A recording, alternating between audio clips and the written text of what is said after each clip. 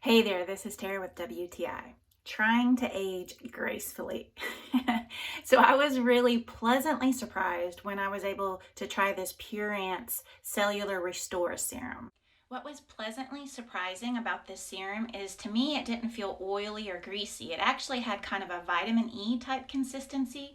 So when I spread it into my face, it made my face feel so moisturized. It soaked in really nicely. I feel like it helped to fill in the fine lines and the wrinkles. It made my lips feel so soft.